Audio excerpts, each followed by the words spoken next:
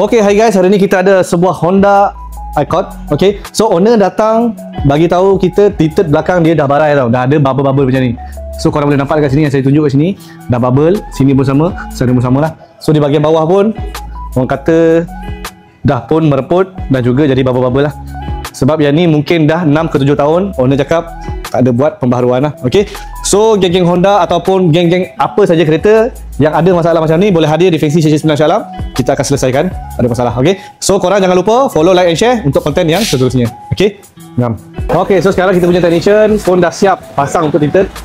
So sekarang ni tengah basuh lah kereta Jadi kita boleh tengok bubble-bubble dia semua dah tak adalah, sebab apa kita tukar yang baru punya. Nampak? Memang sangat-sangat cantik and then clear lah. Okay, so korang yang ada masalah saya cakap macam tadi, tinted, bubble ke ataupun rosak ke, boleh hadir jumpa kita, kita akan selesaikan masalah tu lah. Okay,